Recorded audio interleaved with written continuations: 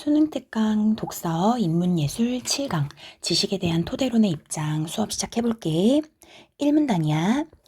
인식론에서의 주요 관심사는 명제적 지식이다. 인식론에 대해서 얘기하고 있고 얘네들은 명제적 지식에 대해서 관심을 갖는다. 이렇게 나와 있어. 명제적 지식이 무엇인지 알려줘야겠지. 그래서 두 번째 문장. 명제적 지식이란 인식 주체 S가 명제 P를 안다고 말하는 것이 성립되는 경우 이때의 명제 P를 가리키며 얘들아 여기 명제적 지식은 명제 P인데 이 명제 P라는 거는 지금 인식 주체 S 그러니까 뭐 인식하는 우리가 어떤 명제 P를 안다 라고 이게 성립할 경우인 거야. 그래서 인식 주체가 있어야 되는 거야.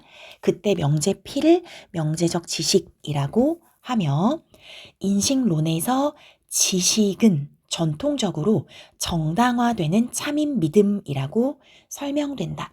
지식이 무엇인지도 나와 있네.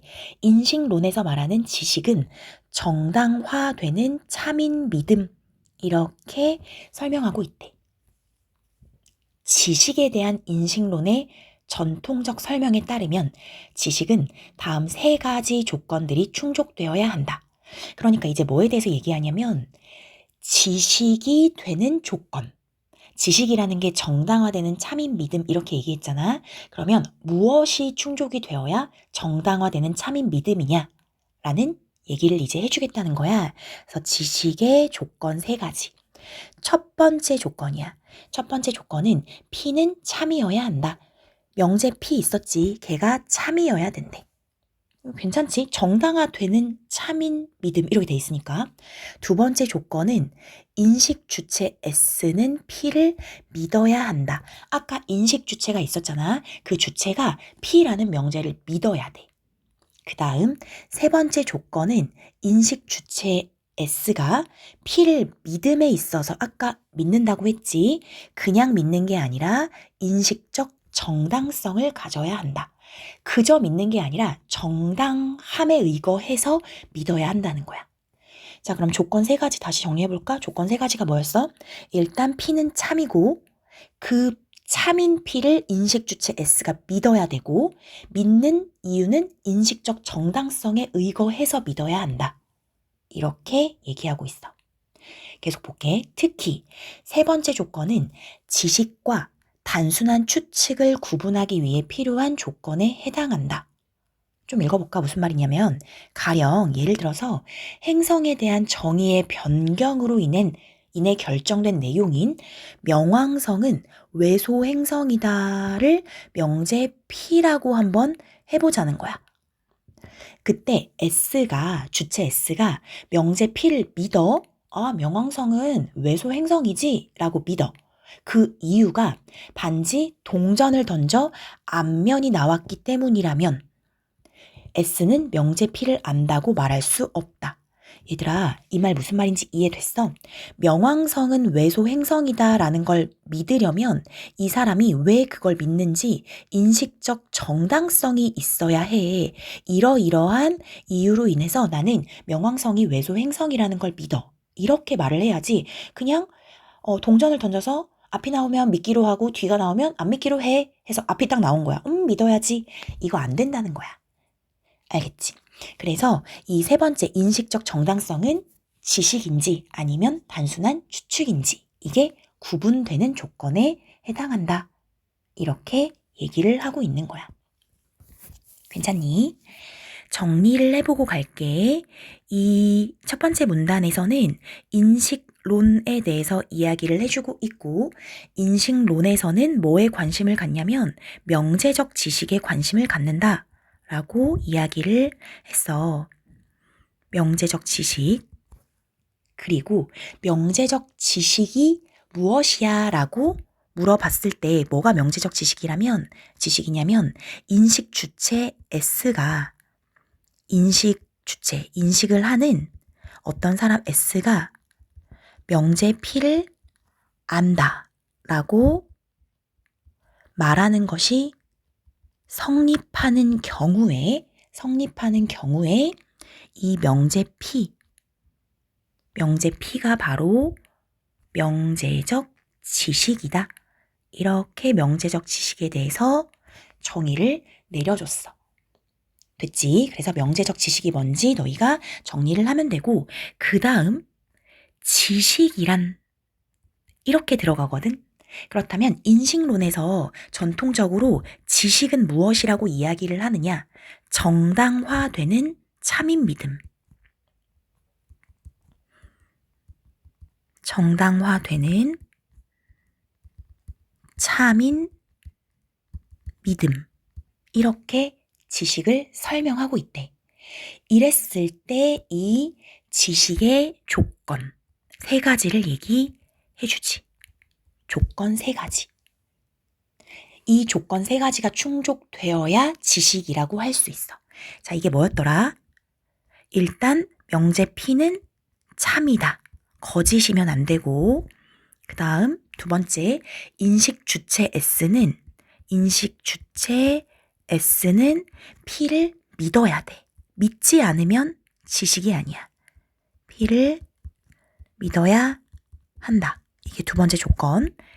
3번째 조건, 믿긴 믿는데 그냥 믿는 게 아니라 인식적 정당성을 가져야 한다. 정당한 이유를 토대로 믿어야 한다라고 얘기하는 거야. 이 인식적 정당성은 중요한 이유가 얘가 지식인지 아니면 단순한 추측인지를 구분할 수 있게 해주기 때문에 이 인식적 정당성이라는 거는 중요하다라고 얘기를 했어. 여기까지는 괜찮지 얘들아? 그럼 이 문단 계속할게. 인식론에 따르면 인식 주체인 S가 P를 믿음에 있어서 인식적 정당성을 가지기 위해서는 진리 개연적이어야 한다. 아, 이제 뭐에 대해서 얘기해 주냐면 인식적 정당성을 가져야 한다고 했잖아. 그럼 얘를 가지기 위해서는 진리 개연적 이라는 말로 지금 바꿔서 얘기하는 거야. 진리 개연적이어야 인식적 정당성을 가질 수 있다. 이렇게. 이제 이거에 대해서 얘기를 하겠다. 진리 개연적. 다시 말하면 그럼 진리 개연적이 뭐냐면 P는 적절한 근거를 바탕으로 한 추론의 기반을 둔 믿음이어야 한다는 것이다. 진리 개연적이 뭔지 알려주고 있지? 근거가 있어야 되고 그걸 바탕으로 한 추론에 기반을 둔 믿음이 진리 개연적이야. 됐니? 그런데 장미는 빨갛다와 같은 일상적 믿음은 얘들아 장미는 빨갛다. 우리 장미는 빨갛다는 거 지식으로 알고 있지. 이런 일상적 믿음은 추론의 과정이 없어. 그냥 지각에 의한 경험을 바탕으로 직접적으로 형성된다고 볼 수 있다. 너무 이해되지? 장미가 빨갛다라는 걸 추론해서 아는 사람은 없고 봐서 아는 거야. 우리 지각에 의한 경험으로. 따라서 추론의 바탕을 두지 않는 믿음이 있는 것인지에 대한 질문과 이러한 믿음들에 대한 정당화는 어떻게 이루어질 수 있는지에 대한 질문이 생겨날 수 있다. 요거 이해되니? 그러니까 아까 전에 이제 지식이 되기 위해서는 인식적 정당성이 있어야 되고 그건 진리 개연적이어야 한데 진리 개연적이 뭐예요? 라고 하면 추론의 기반을 두어야 하는 거거든. 그래야 지식이야. 근데 장미는 빨갛다 이거는 추론에 의해서 우리가 믿는 게 아니잖아? 그럼 이런 애들 장미는 빨갛다와 같은 추론의 바탕을 두지 않는 믿음이 있는 것인가? 그렇다면 얘네들은 어떻게 정당화시킬 수 있는 것인가?에 대해서 의문이 제기될 수밖에 없다고. 맞지? 토대로는 이 2 질문에 대한 대표적 입장 중 하나이다. 그래서 토대론이 나온다는 거지. 방금 얘기한 이 2 질문에 대해서 대답을 해준다는 거야. 얘들아 이해되니? 이렇게 쭉 따라오면 돼. 자, 그럼 이 문단 정리하기 위해서 이렇게 갈게. 인식적 정당성을 가지기 위해서는 이렇게 글이 시작하지. 진리 개연적이어야 한다. 라고 얘기를 해줬고, 진리 개연적이 뭐예요? 라고 물으면 적절한 근거를 바탕으로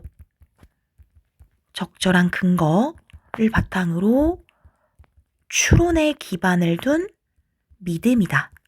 추론에 기반을 둔 믿음이라고 할 때 진리 개연적이야. 이렇게 얘기를 해줬어. 그래서 추론, 적절한 근거. 그래야 인식적 정당성을 갖는 거거든. 그런데 의문을 제기하는 거야.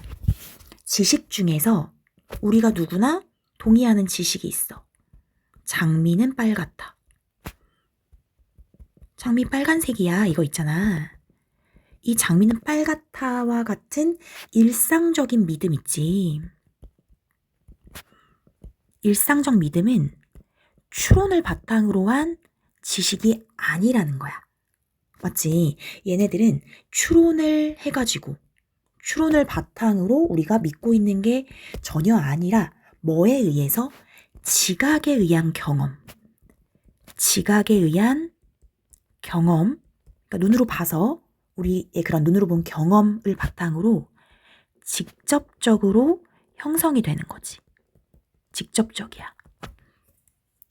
그렇기 때문에 의문이 드는 거지. 그러면 추론의 바탕을 두지 않는 믿음이 있는가? 추론 안 하니까. 그럼 얘네들에 대한 정당화는 어떻게 이루어질 수 있는가?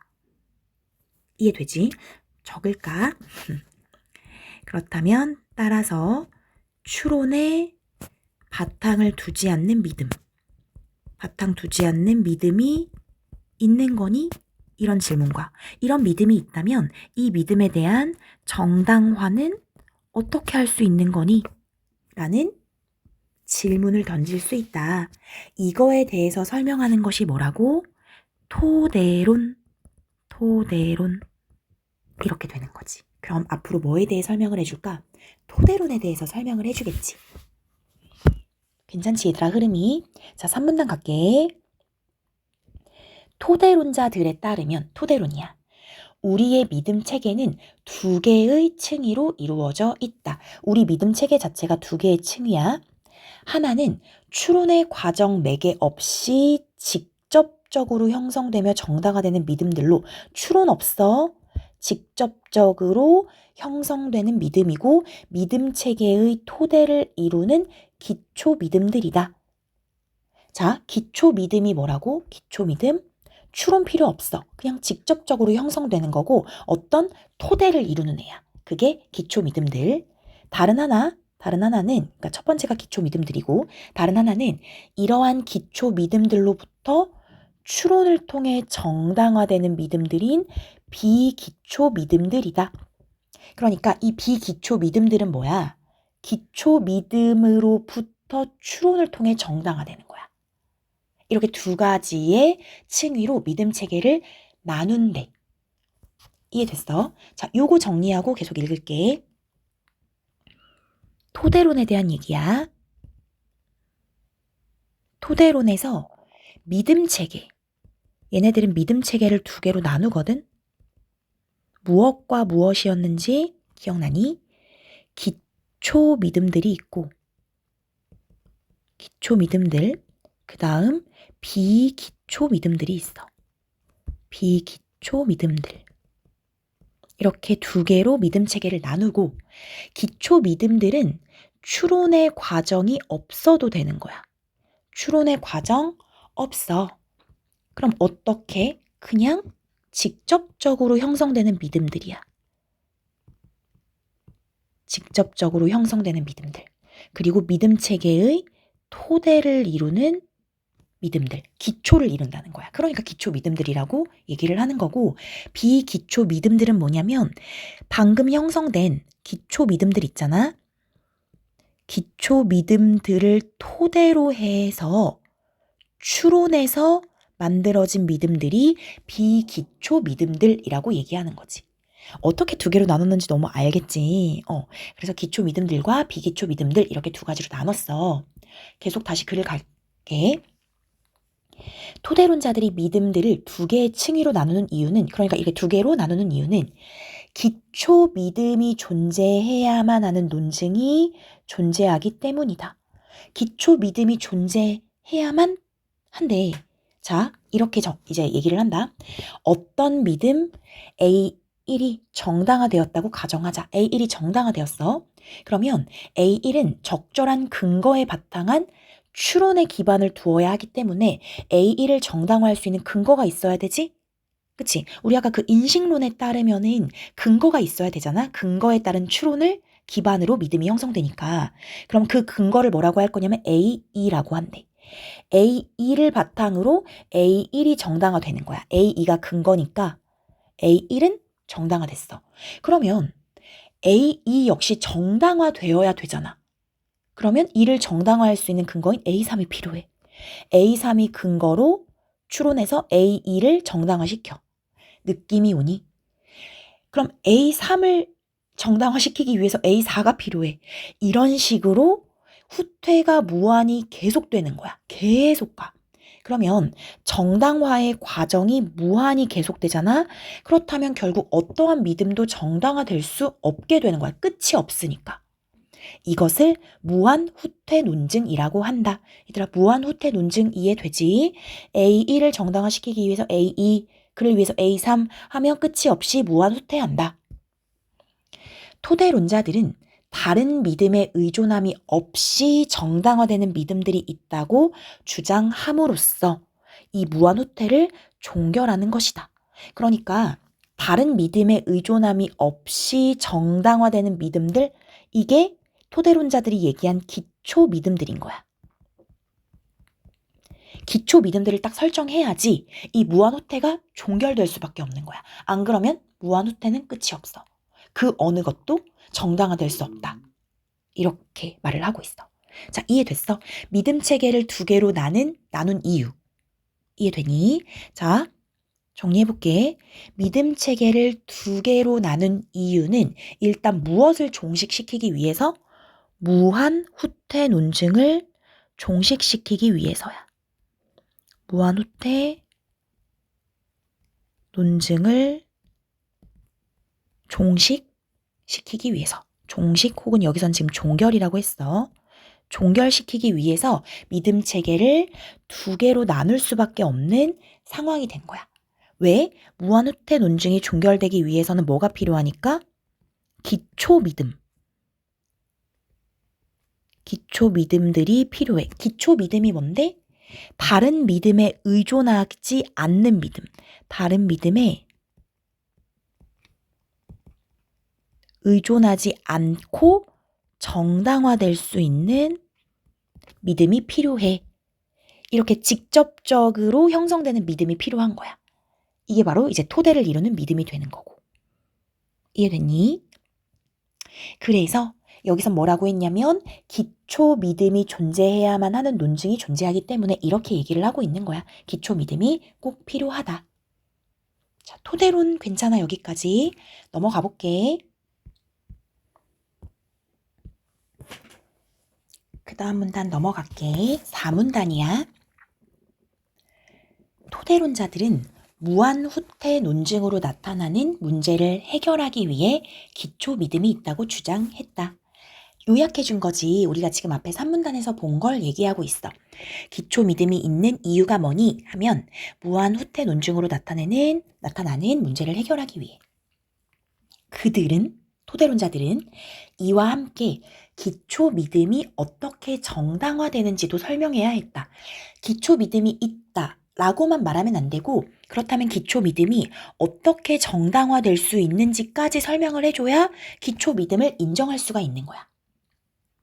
이에 대해 토대론자들은 기초 믿음이 다른 믿음에 의존함 없이 정당화될 수 있다고 보았다. 기초 믿음은 그냥 다른 믿음에 의존함 없이 정당화될 수 있어. 이렇게 얘기를 했대. 이것은 바로 이 말은 근거에 의거하지 않고 근거 없이도 지각에 의한 정당화나 자신의 심리 상태나 정신의 움직임을 내면적으로 파악하는 것에 의해 정당화가 가능하다는 것이다.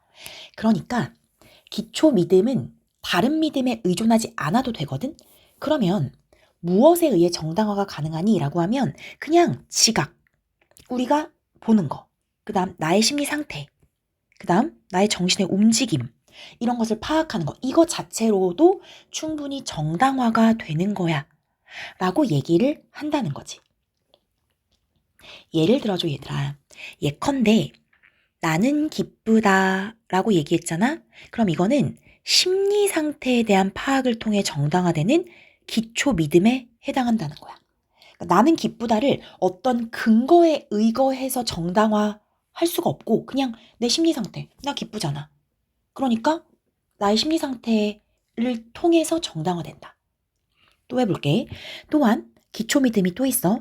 이 대상은 빨갛다. 이것도 기초 믿음이야. 지금 기초 믿음 2개 얘기한 거거든. 1번 나는 기쁘다. 2번 이 대상은 빨갛다. 이건 뭐냐면 이 대상에 대한 지각이나 관찰의 결과 우리가 봤다는 거지. 그래서 지각이나 관찰의 결과만으로도 정당화가 가능하다.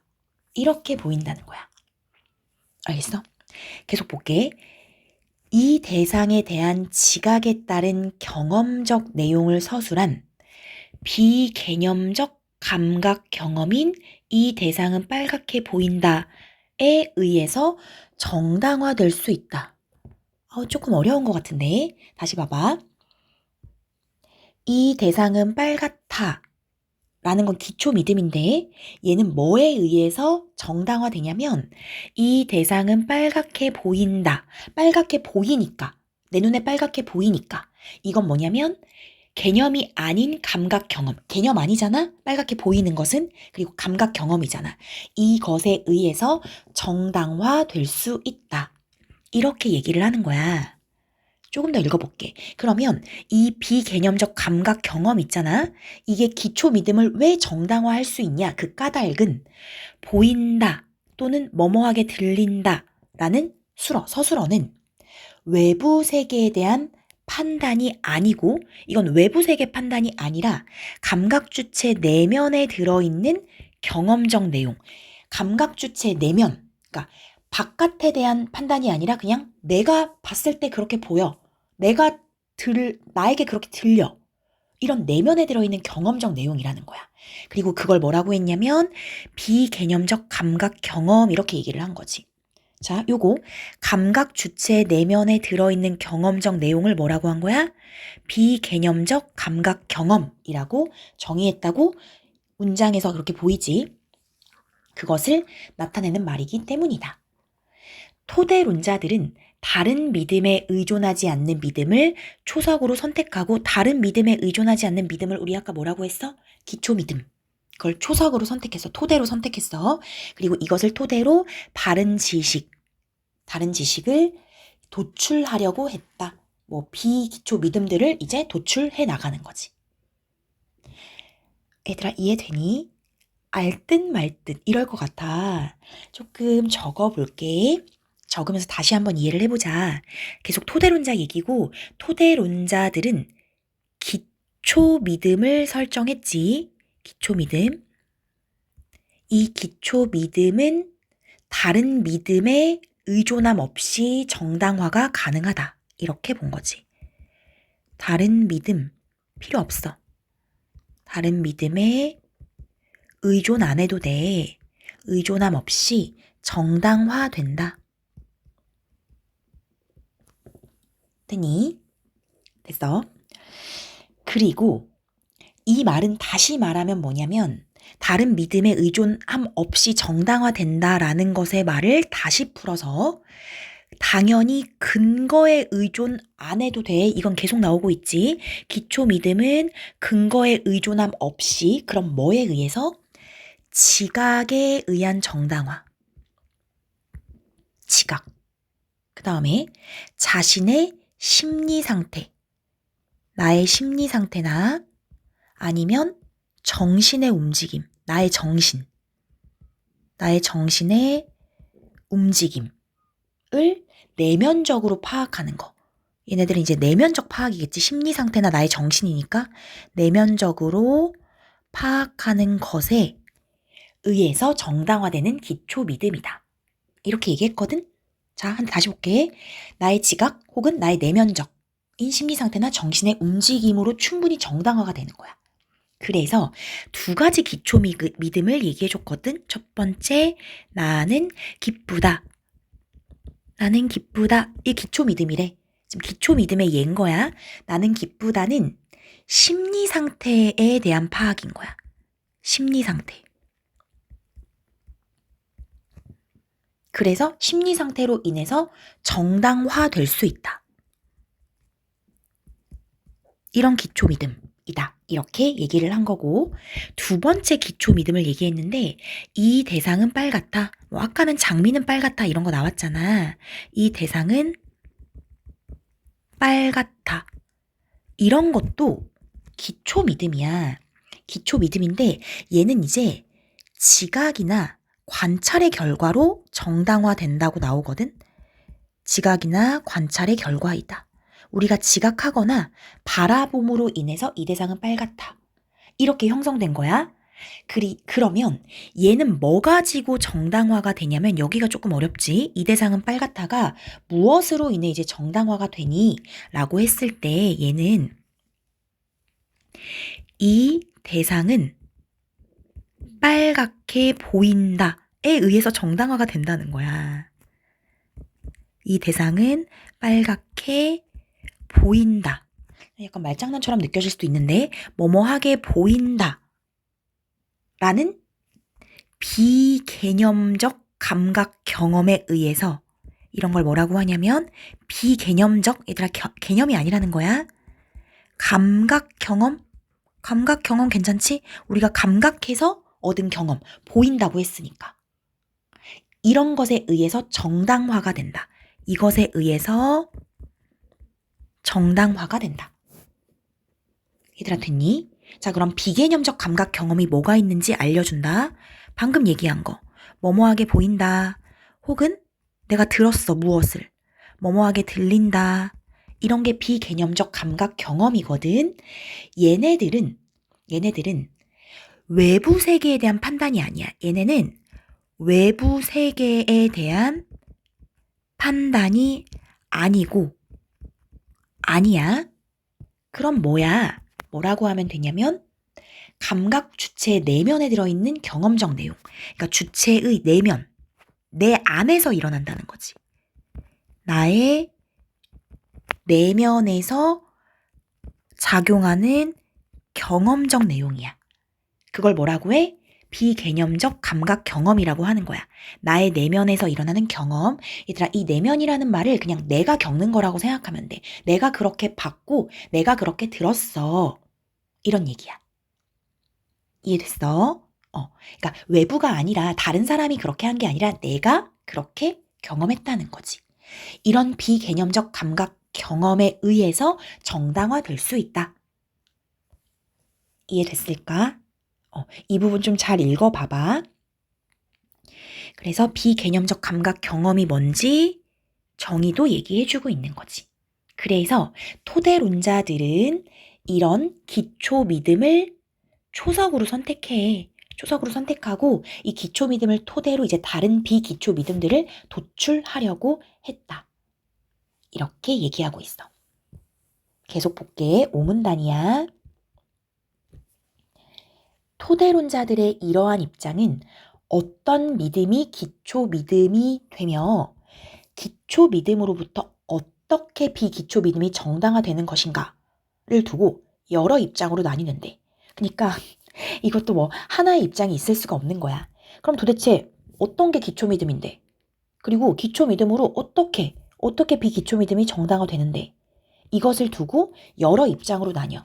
그중 대표적인 것이 고전적 토대론이랑 최소 토대론이 있다는 거지. 그래서 이 두 가지의 차이점을 이제 알아야겠지. 자, 고전적 토대론부터 갈게. 고전적 토대론에서 기초 믿음은 오류가 불가능해야 돼. 그러니까 기초 믿음은 오류가 있으면 안 돼. 그리고 오직 연역적 추론에 의해서만 결론이 참인 명제를 도출할 수 있다고 보았다. 그러니까 되게 보수적 접근인 거야. 고전적 토대로는 기초 믿음 오류 있으면 절대 안 돼. 오류 있으면 기초 믿음 아니야. 그 다음에 기초 믿음에서 연역을 통해서만 다른 비기초 믿음을 도출할 수 있어. 이렇게 얘기해. 그러나 이러한 입장은 두 가지 문제에 봉착하게 된다. 바로 문제가 생겨. 첫째 문제는 내 앞에 흰 종이가 있다와 같이 지각에 의한 경험으로 만들어진 믿음, 우리 방금 지각에 의한 결과가 기초 믿음이었잖아. 이런 믿음, 즉 물체에 대한 믿음은 조명에 따라 종이가 다르게 보일 수 있는 것과 같이 오류가 나타날 수 있다. 그러니까 조명에 따라서 나 이거 흰 종이라고 봤는데 조명이 바뀌었어. 아, 그랬더니 노란 종이였던 거지. 이런 식으로 오류가 나타날 수 있어. 기초 믿음이. 됐지? 대부분의 믿음이 물체에 대한 믿음이라는 점에서 믿음 중에서 대부분이 이런 물체에 대한 믿음이거든. 그래서 나는 존재한다. 혹은 이건 좀 추상적인 믿음이지. 나는 지금 생각하고 있다.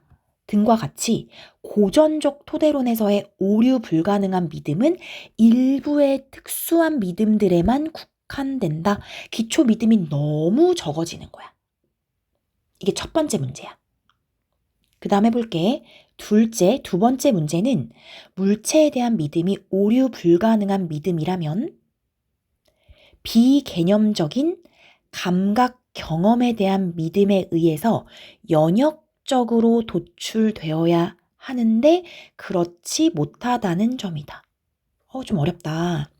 만약에 물체에 대한 믿음이 오류 불가능한 믿음이야. 그렇다고 한다면 비개념적 감각 경험에 대한 믿음. 비개념적 감각 경험에 대한 믿음. 얘들아 이거 어디 나왔어? 여기. 비개념적 감각 경험 우리 했었지. 이거에 의해서 이 대상은 빨갛다가 정당화됐었잖아. 그치? 그럼 이거에 의해서 연역적으로 도출이 돼야 된다고. 연역적으로. 왜냐면 아까 전에 고전적 토대론 자체는 연역적 추론을 통해서 참인 명제를 도출한다고 했으니까. 아니 근데 다 연역적으로 도출이 안 돼. 안 돼. 오히려 많은 과학적 믿음들이 연역적이 아니라 귀납적으로 정당화된다는 것이다. 이건 우리 많이 들어봤지. 과학적인 믿음들이 그 연역적인 그 3단 논법 같은 거 있잖아. 보편적 진리를 토대로 해서 어떤 구체적인 결론이 나오는 그게 이제 연역적이잖아. 그거 말고 귀납적 경험들을 계속 누적해. 그런 다음에 일반적이고 보편적인 어떤 결론이 도출되는 과학적 믿음들은 대부분 귀납적으로 정당화가 돼. 이 두 가지 문제는 얘들아 이 두 가지 문제 다시 볼까? 이 두 가지 문제가 뭔데? 두 가지 문제. 오류가 불가능해야 하는데 오류가 생겨. 연역적 추론을 통해서만 한다고 했는데 대부분은 연역이 아닌 귀납에 의해서 정당화가 돼. 이 두 가지 문제는 지식의 적절한 토대를 구성하기 어렵게 만드는데, 즉 지식의 적절한 토대, 기초 믿음을 구성하기 어렵게 만드는 거야. 기초 믿음이 거의 안 생겨버려. 그래서 이 문제를 피하기 위해서 등장한 입장이 최소 토대론이다. 방금 고전적 토대론의 문제를 해결하는 거지. 최소 토대론의 입장으로. 최소 토대론에서는 물리적 대상에 대한 믿음을 허용하며 기초 믿음 역시 오류가 나타날 가능성이 있다라고 주장한다. 또한 고전적 토대론과 달리 차이점이네. 비기초 믿음들이 기초 믿음들로부터 귀납적인 방식으로도 정당화될 수 있음을 허용한다. 얘들아 도야. 독해를 잘해야겠지. 귀납적인 방식으로만이 아니라 연역도 되고 귀납도 된다는 거야. 더 열어놓은 거지. 최소 토대로는 오류 가능성을 인정하고 귀납적 방식의 정당화도 허용함으로써 지식의 적절한 토대를 구성할 수 있도록 하였다. 라고 얘기하고 있네. 얘들아 요거 되니? 정리를 해보자. 자, 첫 번째 고전적 토대론이야. 고전적 토대론의 입장. 고전적 토대론은 어떤 입장이 있냐면 두 가지 입장이 있지. 기초 믿음 있지. 기초 믿음은 어때야 한다? 오류가 불가능해야 한다. 오류가 있으면 안 돼. 오류 불가능. 그 다음에 오직 연역적 추론으로만. 오직 연역적 추론으로만 결론이 참인 명제를 도출할 수 있다. 이렇게 본 거야. 두 가지 기억하면 돼. 오류 있으면 안 돼. 연역적 추론만 돼. 하지만 문제가 있다 그랬지. 이것의 문제점이 바로 나오는 거지. 고전적 토대론의 문제점. 첫 번째, 뭐가 있었냐면 지각에 의한 경험 있지. 지각에 의한 경험을 써주자. 지각에 의한 경험한 다음에 이걸 여기 글에서 뭐라고 똑같이 말을 했냐면 물체에 대한 믿음이라고 했거든. 이렇게 같은 말이라는 걸 파악해야 할 것 같아. 물체에 대한 믿음. 얘들아, 물체에 대한 믿음은 우리 지각에 의해서 경험하는 거일 수밖에 없잖아. 얘는 빨갛다, 얘는 하얗다 이런 거 있지. 얘네들은 오류가 나타날 수 있다는 거야. 얘네들은 언제나 오류 가능성이 있다. 뭐 조명만 달라져도, 그치? 어두운 데서 보거나 밝은 데서 보거나 이런 거에 따라서 오류가 나타날 수 있어. 이게 문제인 거야. 따라서 오류가 불가능한 믿음은 엄청 일부의 믿음, 특수한 믿음에만 국한된다는 거지. 따라서 오류가 불가능한 것은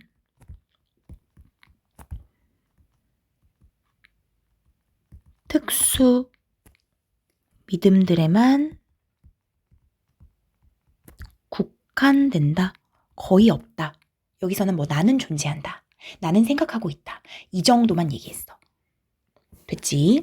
그 다음 두 번째. 만약에 물체에 대한 믿음이 있어. 근데 걔가 만약에 오류 불가능한 믿음이야. 그러면 연역적으로 도출이 돼야 되거든? 근데 그렇지 않다는 거야. 많은 과학적 믿음들이, 간단하게 쓰자. 많은 과학적 믿음들이 어떻다? 귀납적으로 도출이 된다는 거지. 이게 문제야. 알겠지? 그래서 이 두 가지 문제로 인해서 기초 믿음이 잘 형성되지 않아. 얘를 극복한 것이 이제 최소 토대론이지. 고전적 토대론의 문제점을 극복한 것이 최소 토대론. 자, 얘는 뭐냐면 세 가지를 알려줬거든. 일단 물리적 대상에 대한 믿음을 허용하고, 물리적 대상에 대한 믿음을 허용해.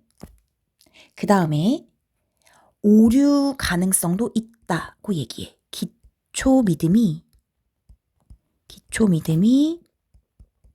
오류 가능성이 있다. 그러니까 오류가 있을 수 있어. 그 다음 연역적 방식도 돼. 하지만 귀납적 방식으로도 정당화가 될 수 있어. 이렇게 보는 거야. 둘 다 된다는 거지. 됐니? 자, 그래서 최소 토대로는 물리적 대상에 대한 믿음을 허용하면서 오류 가능성도 있고 귀납도 같이 돼. 얘들아, 연역도 된다는 거야. 귀납만 되는 건 아니야. 그래서 고전적 토대론과 최소 토대론의 차이점 혹은 공통점 이렇게 공부를 해주면 될 것 같아. 됐니? 자, 그 다음 넘어가 볼게. 마지막 문단이야. 아, 길다, 그지? 하지만 6문단이야. 토대론의 근본적인 한계는 바로 비개념적 감각 경험에 의한 정당화가 가능한가의 문제이다. 근데 이제 문제가 있어. 우리 아까 전에 얘기한 비개념적 감각 경험 있었잖아? 그거에 의해서 그럼 정당화가 진짜 되는 거야? 그러니까 이게 완전 근본적인 문제인 거야. 된다고 그냥 했잖아. 근데 그게 가능해? 라는 문제야. 가령 예를 들어 이 대상은 빨갛다 라는 믿음이 이 대상이 빨갛게 보인다. 얘들아, 요게 비개념적 감각 경험이었잖아. 이거에 의해서 정당한 추론 관계가 성립되어야 하거든. 이것을 위해서는 이 대상이 빨갛게 보인다가 참이나 거짓임을 알 수 있는 명제가 되어야 하는 거야. 이 대상이 빨갛게 보인다가 참이냐 거짓이냐 이걸 알 수 있는 명제여야 해. 근데 이것은 참 또는 거짓을 객관적으로 판단할 수 없지. 이거 그냥 개별적 경험이니까. 그러니까 얘들아, 너희가 어떤 대상을 보고 야, 이거 빨간색 같아. 빨갛게 보여. 이렇게 얘기했어. 근데 친구가 아니야. 주황색 같아. 주황색으로 보여. 이렇게 얘기하는 거야. 그럼 누구 말이 맞는 거지? 객관적으로 판단할 수 없는 거거든? 개별적 경험이기 때문이야. 이해되지? 서로 다르게 볼 수 있다는 거야. 초록색이야? 청록색이야? 청록은 좀 비슷한가? 초록색이야? 파란색이야? 이렇게 막 어떻게 보면 초록색이고 어떻게 보면 파란색이고 서로 다른 얘기를 할 수 있다는 거지. 이게 근본적 한계야. 얘들아, 요거 이해돼? 요거 중요해. 토대론의 근본적 한계는 비개념적 감각 경험은 참이나 거짓임을 알 수 있는 명제가 아니야. 개별적 경험이니까. 객관적 판단도 안 되고. 알겠지? 그래서 칸트는 뭐라고 했냐면 내용 없는 사유는 공허하고 개념 없는 직관은 맹목적이다 라고 얘기했어. 이 말에 따르면 빨강에 대한 개념 없이, 개념이 없잖아. 대상이 빨갛게 보인다. 그러니까 빨갛다 라고 하는 것은 참이나 거짓을 판단할 수 없는 비개념적 감각 경험으로 정당화하는 것이다. 그러므로 이 믿음은 맹목적이야. 개념이 없으면 맹목적이라고 했잖아. 빨강에 대한 개념이 없어. 그냥 그렇게 보이니까 빨간색이야 라고 하면 이건 맹목적이 된다는 거지. 이렇게 비판할 수가 있는 거야. 토대론의 이러한 근본적인 한계는, 얘들아, 근본적인 한계 뭐라고 보면 돼? 객관적으로 판단할 수 없는 개별적 경험 혹은 개념이 없이 그저 개별적 경험에 의해서 정당화시키는 이런 근본적인 한계. 앞에서 말한 거겠지. 정함론이 등장하는 원인이 되었다. 토대론의 이 한계를 극복하기 위해서 이제 정합론이 등장했다는 거야. 정함론에서는 모든 믿음들이 사실 또는 실제와의 비교를 통해 정당화되는 것이 아니라고 본다. 아예 바꿔버린 거야, 생각을. 사실이나 실제와의 비교를 통해서 정당화되는 거 아니고 그냥 이미 가지고 있는 지식 체계 중 옳다고 판별된 체계에 비추어서 모순됨이 없이 들어맞는지의 여부에 따라서 지식의 옳고 그름을 가릴 수밖에 없다고 주장한다. 무슨 말인지 알겠니? 그냥 어떻게 옳다라고 판별된 체계 안에서 그냥 들어맞아. 모순이 안 돼. 그럼 지식이 맞는 거야. 안 맞아. 그럼 틀린 거야. 그냥 이렇게만 할 수 있다는 거야. 이게 정함론이야. 알겠니? 조금 어렵다. 자, 정리 또 해볼게. 여태까지 우리가 지금 토대론에 대해서 엄청 많이 얘기한 거야. 근데 토대론은 근본적인 한계가 있어. 토대론의 근본적인 한계. 토대론의 근본적인 한계가 뭐였어? 비개념적 감각 경험. 이 말 우리 앞에서 계속 했었지. 비개념적 감각 경험에 의해서 정말 정당화할 수 있니? 이렇게 묻는 거야. 괜찮니? 비개념적 감각 경험을 통해서 우리 이 대상이 빨갛다 이런 거. 빨갛게 보인다? 그러니까 빨갛다. 이렇게 정당화 시켰잖아. 그게 가능한 거야? 라고 물어볼 수 있는 거지. 왜냐하면 이 비개념적 감각 경험이라는 것은 참이나 거짓을 알 수 있는 명제가 아니거든? 얘는 어떤 애냐면 객관적인 판단이 불가능해. 객관적 판단이 불가능하고 그냥 개별적 경험이야. 이게 무슨 말인지 알겠지? 아까 내가 설명을 했었지. 사람마다 다 다른 개별적 경험이고 객관적이라는 말이 없어. 개별적이라는 건 객관적일 수가 없는 거잖아. 그치? 그래서 칸트가 비판을 했지. 토대론의 이런 입장을 비판한 게 칸트라고 해도 상관이 없어. 칸트는 뭐라고 했냐면 개념이 없는 직관은 맹목적이다. 이렇게 얘기했어. 그러면 개념이 없는 거야. 이 비개념적 감각 경험에서 빨갛다라는 그 개념 없이 그러니까 빨갛게 보이니까 빨개. 이렇게 말하는 것 자체가 그냥 맹목적일 수밖에 없어. 맹목적은 그냥 눈 감고 그냥 무조건적으로 믿는다는 거잖아. 이게 바로 토대론의 근본적인 한계인 거지. 됐니 얘들아? 토대론의 근본적인 한계는 무엇을 등장시켰다? 정함론을 등장시키게 된 거야. 정함론. 됐니? 정함론은 이제 뭐라고 얘기했냐면 믿음들이 우리 지금 여태까지는 어떤 믿음들을 사실이나 실제와의 비교를 통해서 정당화하려고 했는데 어떤 사실 혹은 실제와의 비교를 통해서 정당화되는 건 아니다 이렇게 얘기한 거야.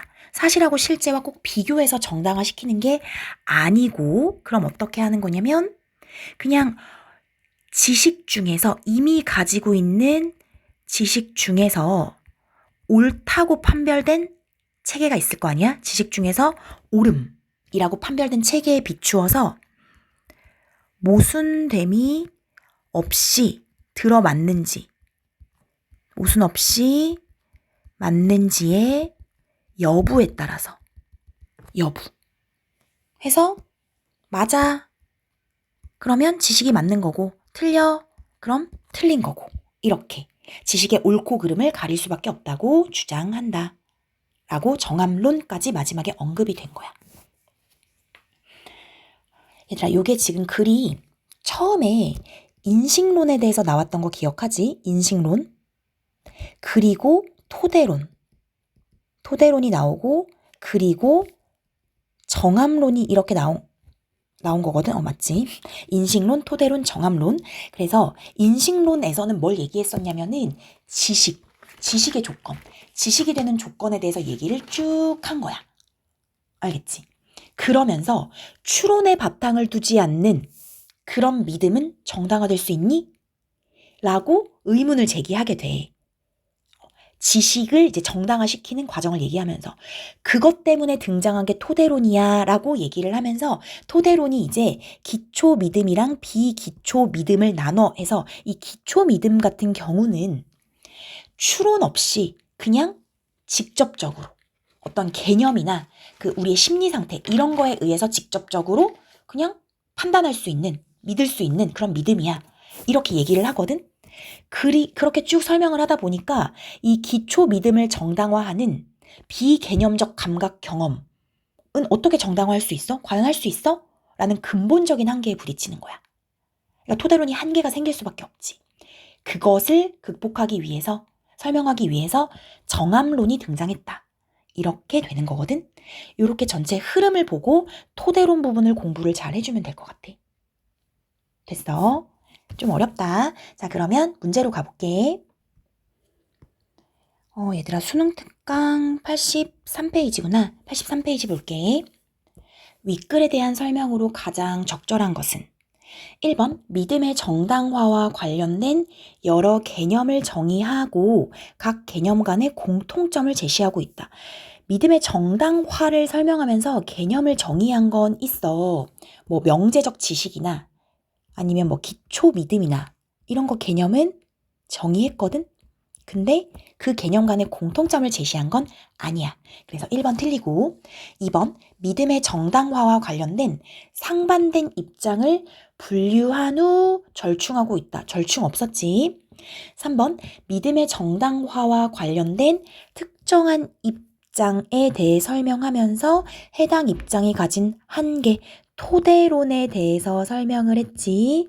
토대론, 기초 믿음과 비기초 믿음 이런 게 있어. 이런 식으로 설명하면서 하지만 근본적인 한계가 있다. 이렇게 설명했으니까 3번이 답이야. 4번, 믿음의 정당화와 관련된 입장을 대표하는 학자의 주장과 학자는 우리 봤나? 이 믿음의 정당화와 관련된 입장을 대표하는 학자? 그리고 장단점 없었지. 여기서 나온 학자라고는 칸트밖에 없었는데 칸트는 이거랑 상관없으니까 그 비판하기 위한 거니까. 5번 믿음의 정당화와 관련된 여러 입장들 간의 논병 과정과 쟁점의 변화 특정 시기. 다 아니지? 그래서 1번에 3번이고 자 2번 해보자. 윗글을 통해 알 수 있는 내용이 아닌 것. 1번 토대론이야. 자, 토대론. 토대론에서 믿음 체계의 토대를 이루는 믿음은 이런 걸 우리 뭐라고 해? 기초 믿음이라고 하지. 기초 믿음은 다른 믿음의 근거함 없이 정당화되는 믿음이다. 완전 맞지? 기초 믿음은 다른 믿음에 의해서 정당화 안 돼. 2번 지식에 대한 전통적인 입장에서 참이 아닌 명제도 인식 주체가 믿으면 지식이 될 수 있다? 얘들아, 지식에 대한 전통적 입장에서 지식이 되는 조건이 세 가지. 세 가지 모두 만족해야지 지식이 되는 거거든? 일단 참이어야 된다. 그리고 인식 주체가 믿어야 된다. 그 다음 인식적 정당성을 가져야 한다. 이렇게 얘기해야 되는 거야. 근데 참이 아닌 명제면 벌써 1번에서 걸러지는 거야.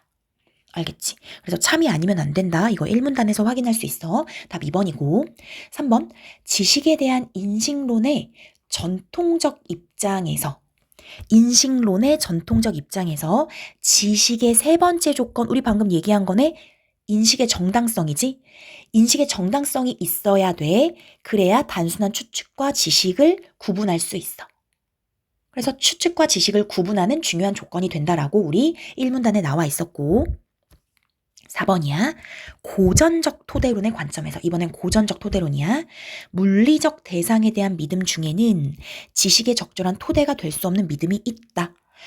물리적 대상에 대한 믿음은 주로 이제 감각에 의해서 보니까 오류가 생길 수밖에 없거든. 결국에 오류의 가능성이 너무 커져. 오류의 가능성이 있기 때문에 토대가 될 수 없어. 이게 한계였잖아.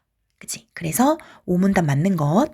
5번 비개념적 감각 경험이 물체에 대한 믿음을 정당화할 수 있다는 주장은, 다시, 비개념적 감각 경험이 물체에 대한 믿음을 정당화할 수 있다. 요렇게 빨갛게 보인다. 요게 비개념적 감각 경험이야. 그래서 이 대상은 빨갛다. 요런 물체에 대한 믿음이야. 이걸 정당화할 수 있다고 토대로는 얘기하잖아. 하지만 이것은 칸트의 관점에 따르면 개념 없는 믿음은 맹목적이니까 맹목적인 주장이 될 수 있다. 맞는 거지. 6문단에서 찾아보면 되겠어. 2번 됐지? 자, 3번 갈게. 3번. 명제 P를 명제적 지식으로 볼 때 기니디 관점에서 명제 P에 대한 설명으로 적절하지 않은 것. 기니디를 이제 앞에서 찾으면 기가 뭐냐면 고전적 토대론이야. 고전적 토대론. 니은은 최소 토대론이야. 최소 토대론. 디귿은 정합론이야. 알겠지? 자, 그러면 이거 간단히 우리 정리를 하면은 고전적 토대론 입장 뭐였어? 기초 믿음은 오류가 없어. 오류가 있으면 안 돼. 그 다음에 무조건 무엇에 의해서 정당화돼야 돼? 연역적으로 정당화돼야 돼. 최소 토대로는 오류 있을 수 있지. 연역도 되는데 귀납도 돼. 이렇게 얘기한 거고, 정합론은 이제 토대론하고 아예 얘기가 달라져. 그냥 기존에 옳다고 여겨지는 지식 체계에서 모순이 없이 맞으면 돼. 이렇게 얘기하는 거야. 이렇게 세 가지가 기억이 나야 되고, 자, 그럼 이거에 맞춰서 한번 선지 판단해보자. 기억과 달리, 고전적 토대론과 달리 니은은 귀납적 방식으로도 명제피가 도출될 수 있다고 본다. 맞지? 2번 니은과 달리 디귿은 최소 토대론과 달리 정합론은 명제피가 정당하다고 판별된 지식체계에 비추어서 모순 없이 들어맞아야 한다. 정합론의 관점이잖아. 맞지? 3번 기억과 니은 모두 비기초 믿음인 명제피가 기초 믿음으로부터 추론을 통해 정당화되어야 한다고 본다. 얘들아, 이건 뭐냐면 고전적 토대론이든 최소 토대론이든 둘 다 토대론이야. 맞지? 토대론 자체가 기초 믿음으로부터 추론을 통해서 정당화되는 게 비기초 믿음이라고 했거든. 맞니? 이거 3, 4문단에 있어. 우리가 지금 고전적 토대론, 최소 토대론으로 입장을 좁혀가서 봐서 앞에 있는 토대론 전체를 잊었을 수가 있는데 얘네 두 개가 다 토대론 안에서 나온 거기 때문에 토대론 중에 두 개 그냥 입장을 갈라서 놓은 거기 때문에 이 3번 선지는 토대론의 입장이니까 맞는 거야.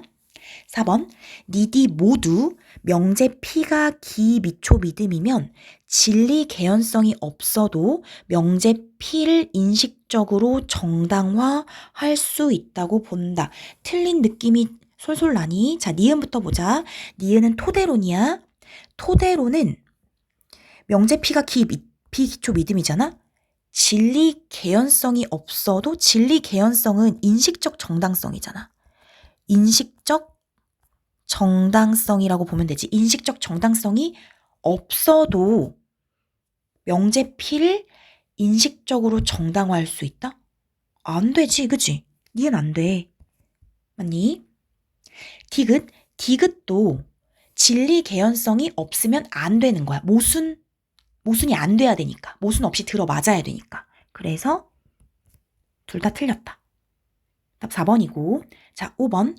기역, 니은, 디귿 모두 명제 P를 정당화하는 과정이 존재해야 된다고 본다. 기역은 연역으로. 맞지? 니은은 연역 또는 귀납으로. 디귿은 모순 없이 들어맞음에 의해서 정당화하는 과정이 존재해야겠지. 됐니? 그래서 3번에 4번이야. 자, 넘어갈게. 4번 A에 대한 이해. A가 뭐냐면 무한후퇴 논증이야, 얘들아. 무한후퇴 논증. 무한후퇴 논증. 무한후퇴 논증을 종식시키기 위해서 뭐가 나왔지? 기초 믿음이 나왔잖아. 요 기억나니? 무한후퇴 논증이 이제 A1을 이제 정당화하기 위해서 A2가 필요한데 A2도 정당화되려면 A3도 필요하고 이렇게 끝없이 가잖아. 그러니까 끝이 없어. 무한후퇴 논증이 생겨. 그렇기 때문에 기초 믿음, 정당화를 특별히 어떤 근거에 의해서 하지 않아도 되는 기초 믿음을 설정해버리는 거지.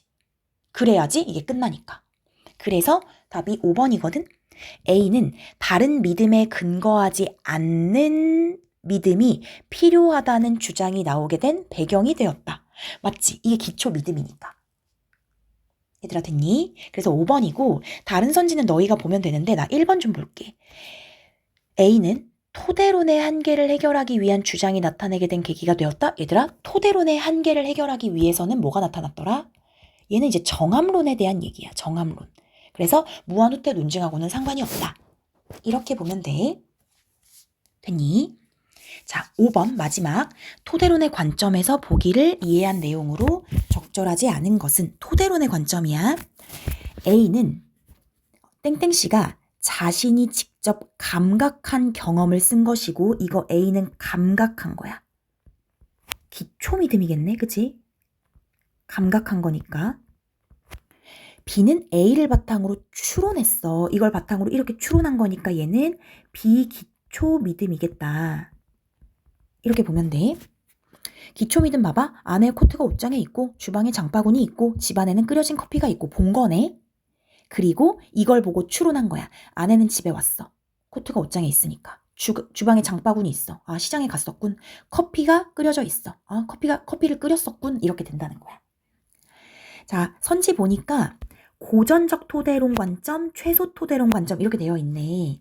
자, 보자. 1번 고전적 토대론의 관점에서 B가 정당화되려면 A로부터 연역적으로 도출되어야 한다. 고전적 토대론은 기초 믿음으로부터 연역적으로 비기초 믿음을 도출. 맞지?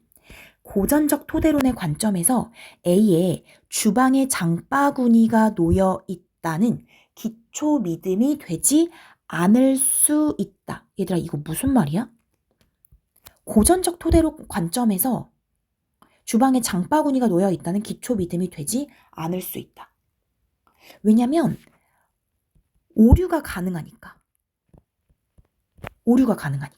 그러니까 기초 믿음이 되지 않을 수가 있는 거야. 그치? 3번 최소 토대론의 관점에서 얘들아 2번 조금 더 부연 설명할게.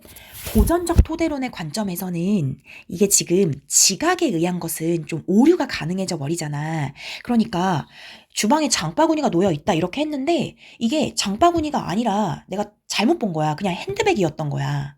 그냥 가방이었어. 그럼 이제 오류가 생겨버린 거지. 오류가 생기면 기초 믿음이 되면 안 되잖아. 그치? 그래서 고전적 토대론 입장에서는 뭐라고 했었냐면은 기초 믿음이 될 수 있는 게 상당히 제한적이라고 했어. 그 얘기인 거야. 그래서 이게 주방에 장바구니가 놓여 있다 자체가 오류의 가능성이 있으니까 기초 믿음이 되지 않을 수 있다. 이렇게 생각하면 돼. 3번 최소 토대론의 관점에서 A의 믿음들에는 오류가 나타날 수 있다. 그래서 최소 토대론은 오류 가능성을 인정했지. 맞는 거고. 4번 최소 토대론의 관점에서 B에 대한 믿음의 정당성은 A에 대한 믿음에 의존하지 않는다. 얘들아, 비기초 믿음에 대한 정당성은 기초 믿음에 의존해야지. 이 토대론인데. 그래서 토대론이기 때문에 의존을 할 수밖에 없어. 그래서 이거 틀린 거야. 그 다음 5번 최소 토대론의 관점에서 A의 아내의 코트가 옷장에 있다 라는 것은 지각에 의한 경험으로 만들어진 믿음일 수 있다. 경험으로 만들어진 믿음일 수 있다. 이게 맞는 거지. 얘들아, 됐니? 그래서 4번 이렇게 해주면 되고 5번은 이제 토대론에서 고전적 토대론, 최소 토대론 구분하는 건데 간과하지 말아야 할 게 둘 다 토대론이라는 거야. 그래서 토대론의 기초적인, 기본적으로 토대론의 입장은 고전과 최소가 각각 다 공유하고 있는 입장이기 때문에 4번 선지 같은 거 이런 것들은 고전적 토대론이든 최소 토대론이든 둘 다 공유하고 있는 입장 이런 걸 잊지 말아야 돼.